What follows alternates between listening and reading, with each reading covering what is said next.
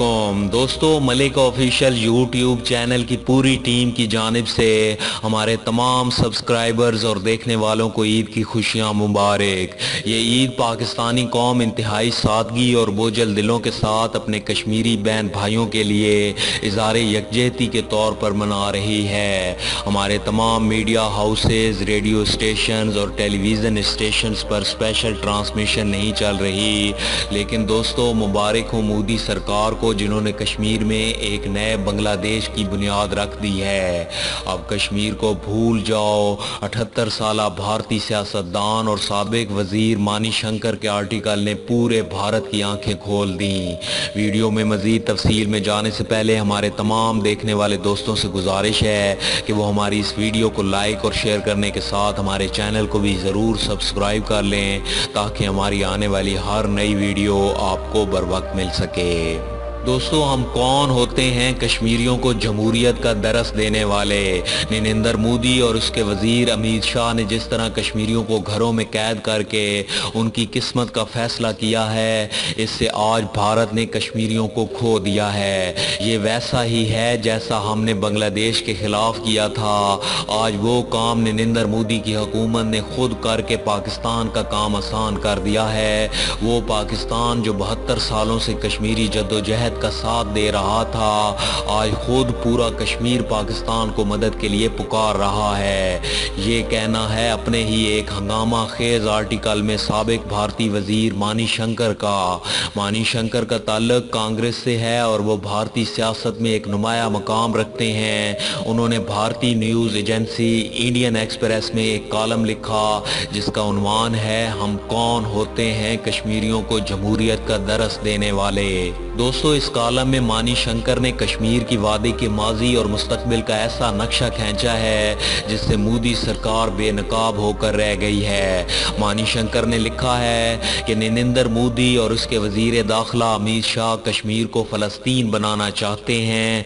पहले पाकिस्तान की तरफ से दहशत गर्दाना हमलों के ख़तरे का सैरन बजा के वादी में 35,000 इजाफी फ़ौज को भेज दिया गया और अमरनाथ यात्रियों और स्याहों को वादी से निकाल दिया गया। तो बाद में पूरी वादी में कर्फ्यू लगाकर रियासत को भारत में ज़िम्म कर दिया गया। कहा जा रहा है कि कश्मीरियों को 3 ख़ानदानों की ख़ानदानी सियासत से आज़ाद करके उसकी खुशहाली का आगाज़ किया गया है।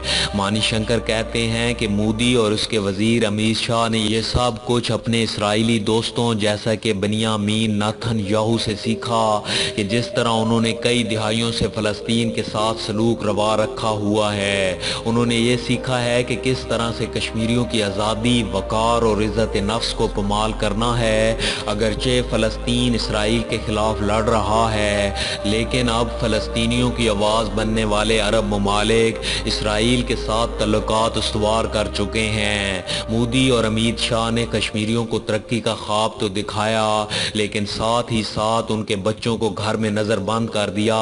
उनकी आंखों की बिनाई बुलेट गन से छीनने के काम का भी आगाज़ कर दिया गया है। कश्मीरी मोदी और अमित शाह की तरफ से दिखाए गए तरक्की और खुशहाली के ख्वाब को हकीकत बनता देखें या नहीं, लेकिन वो तमाम कश्मीरी जो भारत के साथ थे, वो कश्मीरी जिन्होंने पाकिस्तान के मुकाबले में भारत को तरजीह दी थी, वो कश्मीरी जिन्होंने 1965 के पाकिस्तानी ऑपरेशन जिब्राल्टर में पाकिस्तानी कौम को कश्मीर से निकालने में भारत की मदद की थी, आज वही कश्मीरी, जी हाँ वही कश्मीरी पाकिस्तान की तरफ देखने लगे हैं। नरेंद्र मोदी और अमित शाह के आबाओ अजदाद ने आज़ादी हिंद की तहरीक में हिस्सा नहीं लिया। अगर उन्होंने लिया होता तो आज उनको इल्म होता कि आज़ादी की तहरीक किस तरह चलती है और आज़ादी की ये तहरीक कश्मीर की वादी में शुरू हो चुकी है, जिसको ईंधन मुहैया किया है मोदी सरकार ने अपना ही आर्टिकल 370 ख़त्म करके। जब कश्मीर की वादी में कर्फ्यू लगा था और दिन एक खामोश रात वाला मंजर पेश कर रहा था, तो मुझे 1971 में ढाका का हाल याद आ गया और उसमें कोई शक व शुबा नहीं है कि भारत में वादी कश्मीर की हालत अब एक और ढाका वाली बन चुकी है। भारत के दीगर हिस्सों में सोरेश, मुल्क में आम राय की तकसीम और कश्मीर में कर्फ्यू, दिन और रात का सन्नाटा, यही तो किया गया था मशरकी पाकिस्तान में, और अब ये खतरा मोदी सरकार ने भारत के सर पर ला खड़ा किया है। दोस्तों, यूं मानी शंकर ने اپنے آرٹیکل میں کشمیر کے آئندہ منزل کا نقشہ کھینچ دیا ہے۔ یہ بات کسی حد تک تو درست تھی کہ کشمیر کا پاکستان کے ساتھ الحاق کی کوئی جلد تدبیر نہیں تھی۔ بھارت میں ایک رائے عام ہو چکی ہے کہ اب کشمیر بھارت کے ہاتھ سے نکل کر پاکستان کی جھولی میں جا گرا ہے۔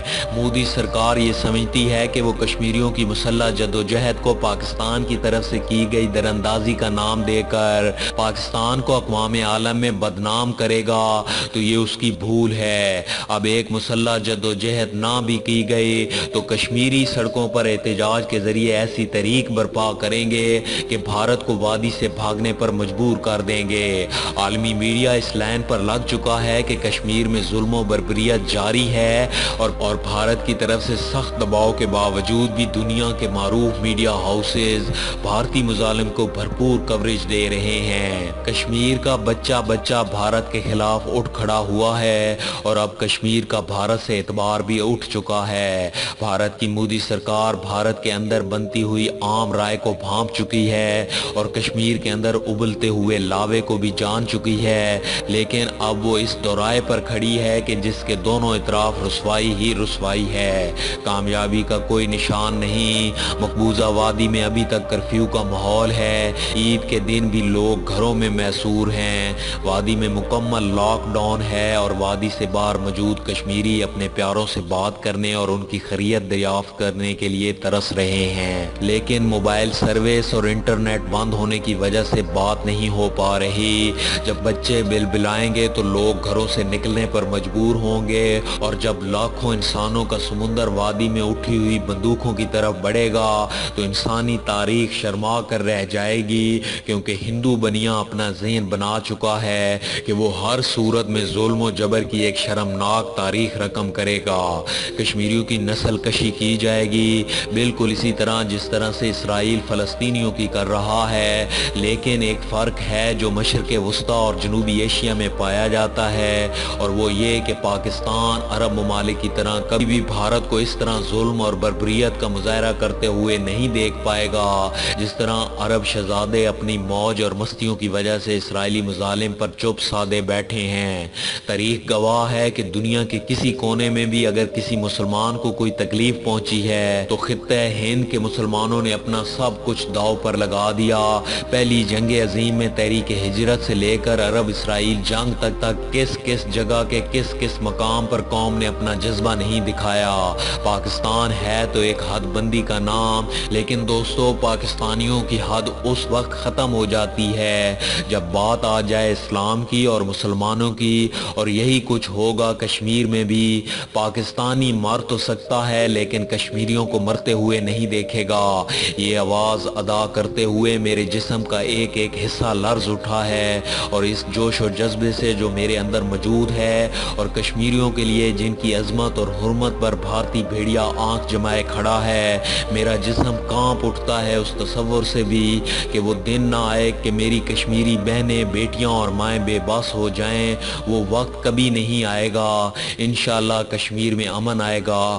بھارت کی انتہا پسند جماعتوں کو اپنے فعل پر ضرور پچھتانا پڑے گا، بات چیت کو آگے بڑھانا پڑے گا، کیونکہ آخر انہیں بھی اپنی رسوائی سے بچنا ہوگا، انہیں بھی ایک بری شکست سے بچنا ہوگا، اور وہ صرف اور صرف اس صورت میں ہو سکتا ہے جب مسئلہ کشمیر کے تمام فریق مل کر بیٹھ کر اس مسئلے کا حل نکالیں۔ دوستو یہ کام لگ تو مشکل رہا ہے لیکن ناممکن نہیں۔